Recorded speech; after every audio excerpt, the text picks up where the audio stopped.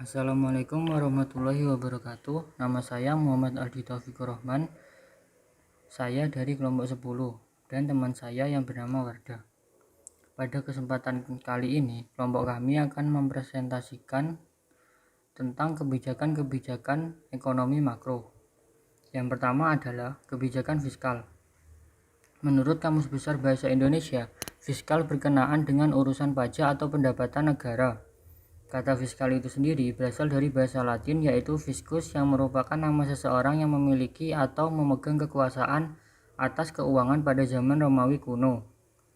Sedangkan dalam bahasa Inggris fiskal disebut fis yang berarti pembendaharaan atau pengaturan keluar masuknya uang yang ada dalam kerajaan atau negara.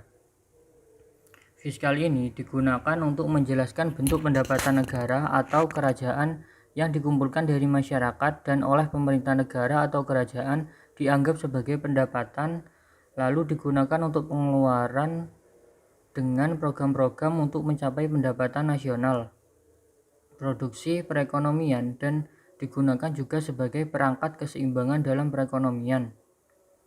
Di Indonesia, istilah kebijakan fiskal merujuk pada kebijakan pemerintah untuk mengarahkan ekonomi suatu negara melalui pengeluaran dan pendapatan pemerintah. Selanjutnya adalah tujuan kebijakan fiskal. Secara garis besar, tujuan kebijakan fiskal adalah untuk memengaruhi jalannya perekonomian dengan berbagai sasaran berikut ini. Yang pertama, meningkatkan PDB dan pertumbuhan ekonomi. Kebijakan fiskal bertujuan untuk meningkatkan pertumbuhan ekonomi secara maksimal karena berpengaruh besar dengan pemasukan atau pendapatan negara, meliputi bea dan cukai, pajak bumi dan bangunan, pajak penghasilan dan devisa negara impor, pariwisata, dan lainnya. Kedua, memperluas lapangan kerja dan mengurangi pengangguran. Seperti yang kita ketahui, pengangguran merupakan salah satu masalah yang menjadi momok di suatu negara. Ketiga, menstabilkan harga-harga barang atau mengatasi inflasi. Turunnya harga suatu barang membuat hilangnya harapan untuk mendapatkan keuntungan bagi sektor swasta. Akan tetapi, harga yang terus meningkat juga bisa mengakibatkan inflasi. Selanjutnya adalah instrumen kebijakan fiskal. Instrumen kebijakan fiskal adalah penerimaan dan pengeluaran pemerintah yang berhubungan erat dengan pajak. Asumsinya, jika tarif pajak diturunkan, maka kemampuan daya beli di masyarakat akan meningkat dan industri pun bisa meningkatkan jumlah penjualan. Begitu juga sebaliknya. Selanjutnya, macam-macam kebijakan fiskal. Pada dasarnya, fiskal terbagi menjadi dua macam, yaitu menurut teori dan menurut jumlah penerimaan dan pengeluaran. Yang pertama, kebijakan fiskal dari segi teori. Kebijakan fiskal dari segi teori. Kebijakan fiskal dari segi teori dibagi menjadi tiga. Yang pertama, kebijakan fiskal fungsional merupakan kebijakan dalam pertimbangan pengeluaran dan penerimaan anggaran pemerintah ditentukan dengan melihat akibat-akibat tidak langsung terhadap pendapatan nasional, terutama guna meningkatkan kesempatan kerja. Yang kedua, kebijakan fiskal yang disengaja merupakan kebijakan dalam mengatasi masalah ekonomi yang sedang dihadapi dengan cara memanipulasi anggaran belanja secara sengaja, baik melalui perubahan perpajakan maupun perubahan pengeluaran pemerintah. Terdapat tiga bentuk kebijakan fiskal yang disengaja. Pertama, membuat perubahan pada pengeluaran pemerintah. Kedua, membuat perubahan pada sistem pemungutan pajak. Tiga, membuat perubahan secara serentak baik pada pengelolaan pemerintah atau sistem pemungutan pajaknya. Yang ketiga, kebijakan fiskal yang tidak disengaja merupakan kebijakan dalam mengendalikan kecepatan siklus bisnis supaya tidak terlalu fluktuatif. Jenis kebijakan fiskal tak disengaja adalah proposal, pajak progresif, kebijakan harga minimum, dan asuransi pengangguran. Selanjutnya adalah kebijakan fiskal dari jumlah penerimaan dan pengeluaran dibagi menjadi 4. Yang pertama, kebijakan fiskal seimbang merupakan kebijakan yang membuat penerimaan dan pengeluaran menjadi sama jumlahnya. Ada dampak positif dan negatif dari kebijakan fiskal yang satu ini. Positifnya, negara jadi tidak perlu meminjam sejumlah dana, baik dari dalam negeri maupun luar negeri. Negatifnya, kondisi perekonomian akan terpuruk bila ekonomi negara dalam kondisi yang tidak menguntungkan. Yang kedua, kebijakan fiskal surplus. Pada kebijakan ini, jumlah pendapatan harus lebih tinggi dibandingkan pengeluaran. Kebijakan ini merupakan cara untuk menghindari inflasi. Yang ketiga adalah kebijakan fiskal defisit, merupakan kebijakan yang berlawanan dengan kebijakan surplus.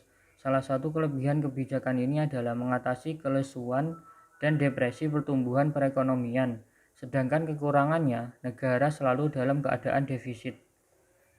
Yang keempat, kebijakan fiskal dinamis. Kegunaan kebijakan ini adalah menyediakan pendapatan yang bisa digunakan untuk memenuhi kebutuhan pemerintah yang bertambah seiring berjalannya waktu. Sekarang saya akan menjelaskan tentang kebijakan moneter.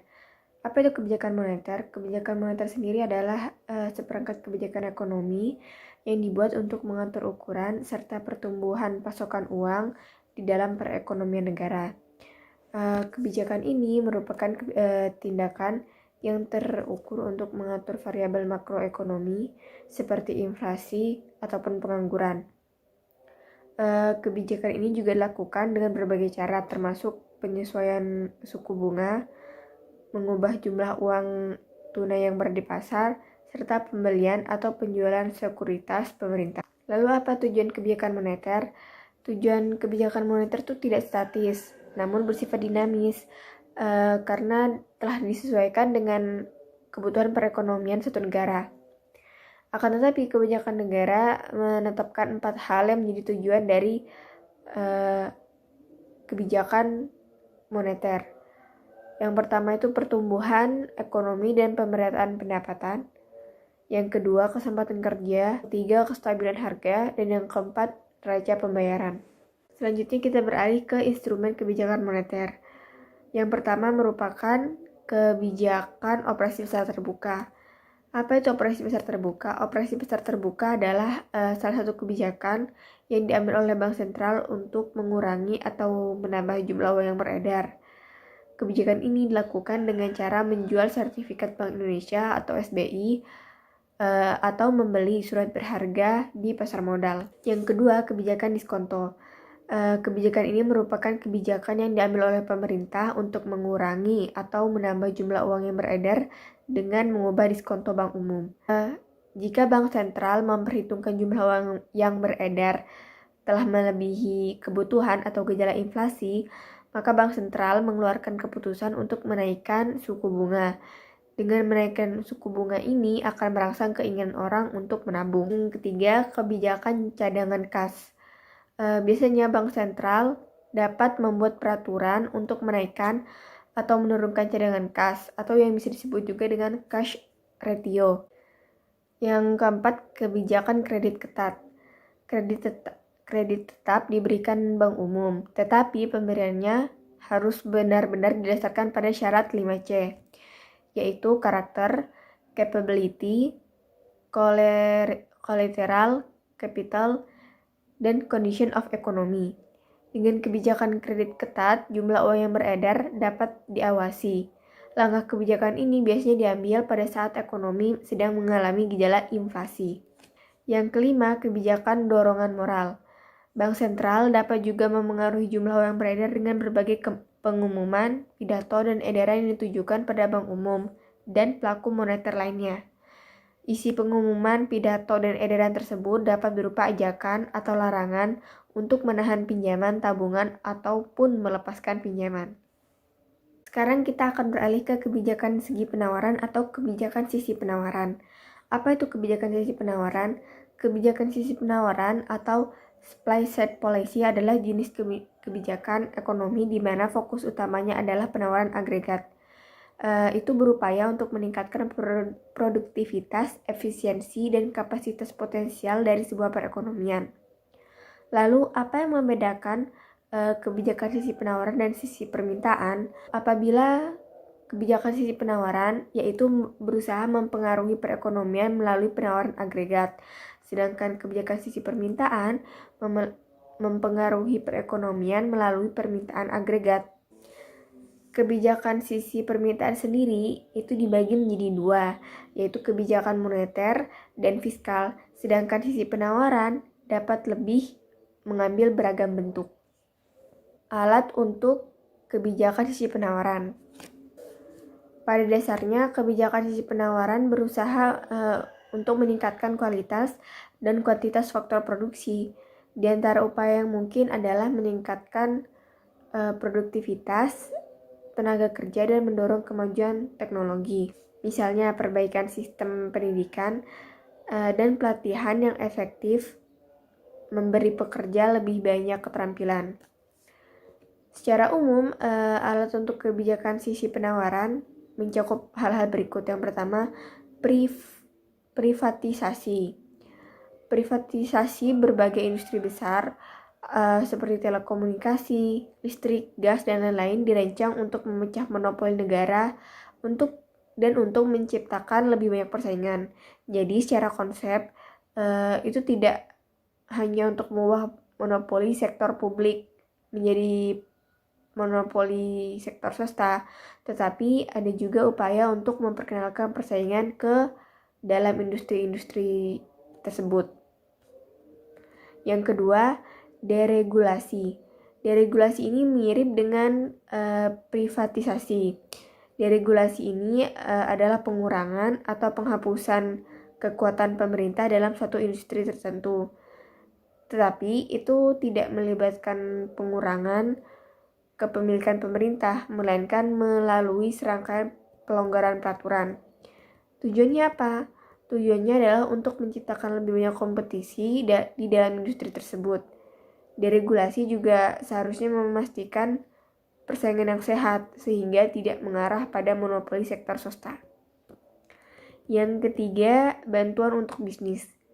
Bentuk bantuan ini dapat berupa subsidi atau hibah, dan bentuk lainnya dapat berupa pengurangan tarif pajak usaha kecil dan keringanan pajak untuk investasi.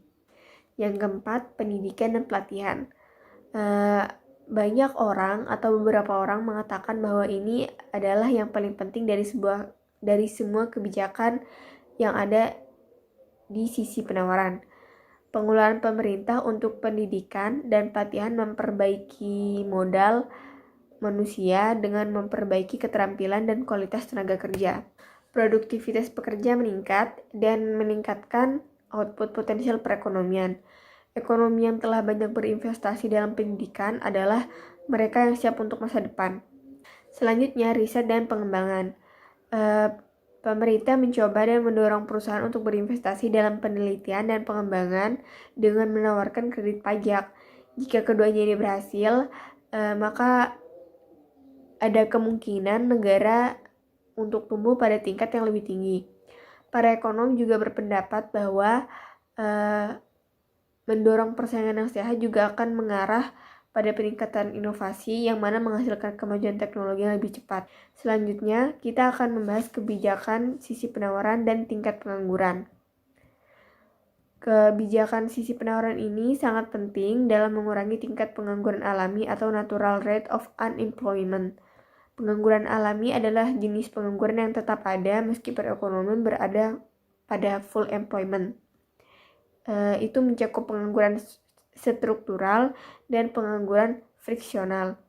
Kebijakan sisi penawaran juga berguna untuk menurunkan tingkat pengangguran alami, yang salah satu caranya adalah dengan mendorong pasar tenaga kerja yang lebih fleksibel. Misalnya, pemerintah dapat membuat lebih mudah untuk merekrut dan memecat pekerja.